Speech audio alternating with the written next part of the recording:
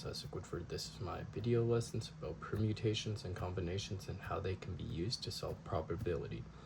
Let's start with a quick reminder of two ideas we'll need.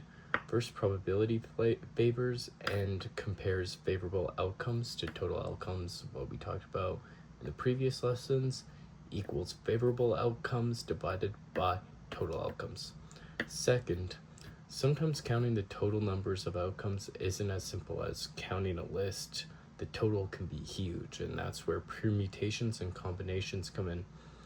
So I wrote down a little easy warm-up, for example, a 4-digit code, and how many total possibilities they can have.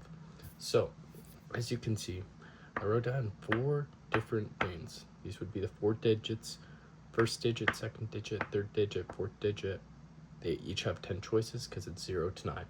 So, starting off with a pretty easy example, it would be 10 times 10 times 10 times 10, which will equal 10,000. So there will be 10,000 possible 4-digit pins. That's the fundamental counting principle. Multiply the number of choices at each step. Permutations and combinations are really just faster ways to do this kind of multiplying when you're choosing people or items from a group instead of digits from a fixed list. So how do you know whether to use permutation or combination? Ask yourself this one question: does the order matter? If the order matters, like who finishes the first, second, that's a permutation. If order doesn't matter, like picking a random person out of a group of people, that's a combination. So now let's try a combination example with groups, since they could be a little bit more random. Suppose you have your class of 12 students and it's forming a trivia team, like right here. And the team only needs exactly 4 people. How many different possible teams could be formed? Order doesn't matter. A team of, like, let's say people like Sam, Alex, Isaac, Tristan is the same team no matter what order you pick them in. So we will use a combination, and before I show you the answer, let's slow down and actually build the notation. So I already built it because we're on a time crunch. So I'll explain how I built this equation right here. First, the notion. You see how it's written C12,4 with the 12 written big and the 4 written small next to the C. That's not multiplication, it's just shortened for 12. Choose 4, meaning you're choosing a group of 4 people out of 12 total. The number is always the size of the whole group you're choosing, and the small number is how many you're picking.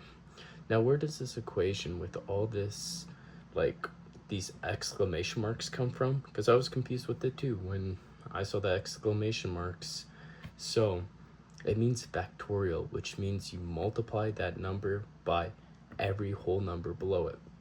So to 1. So 4 factorial means 4 times 3 times 2 times 1. The combination formula is always the same pattern.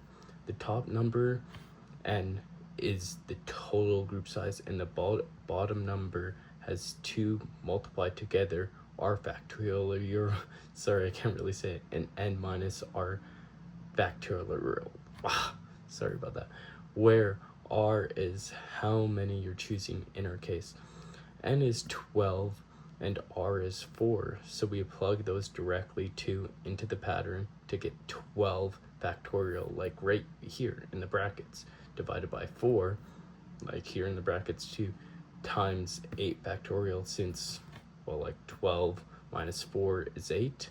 So then after we get this whole equation, once we do this whole equation with everything, we can see there are 495 possible trivia teams. So why, you may be asking, so why does the formula divide by those 2 factorial specifically? Here's the reasoning. If you just took 12 factorial on its own, like in this bracket, you'd be counting every possible order up, arranging all 12 people, which is way more than we want because it said only 4, since we like only care about those 4 groups, not lineups of all 12. Dividing by 4 factorial removes the overcoming caused by the order within your chosen team of 4, because picking like the people I said, like Isaac, Tristan, Sam, Alex, I think, and then someone else should count the exact same team as picking Isaac in their team. Then etc. more teams of 4 people, and dividing by 8 factorial removes the overcoming from the order of those 8 people who did not get picked. Since their order doesn't matter to us either, like the order of like the people, once you divide out of both of those, what's left is the number of the district. Sorry, this is just a lot to explain. So then what in the end, once we fully do it, you can see there is 495 possible teams. Now if I asked you what's the probability that a random chosen team of like the 4 people is the exact team you'd pick yourself, there's only one favorable outcome out of that 495.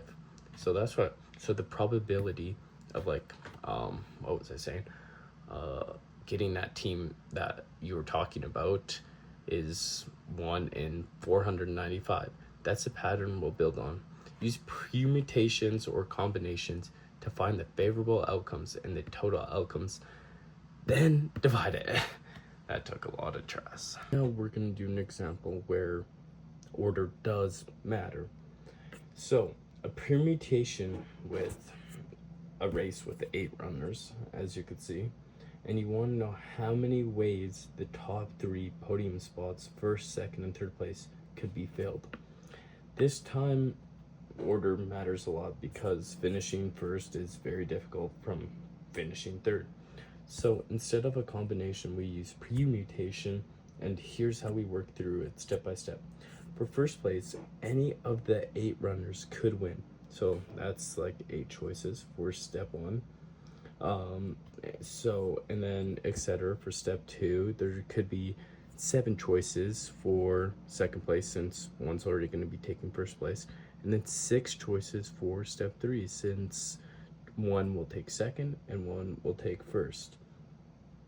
So now what we do, it's pretty simple. We just do 8 times 7 times 6, and that's how much possible podium arrangements that can be. So in this video lesson, we did probability is favorable outcomes over total outcomes, and we also used a combination where order doesn't matter, like choosing a group or team, and then used one where it does matter. So hopefully you understand this is the one where it did matter. These are the 2 examples, medium, easy, kind of harder. Thank you.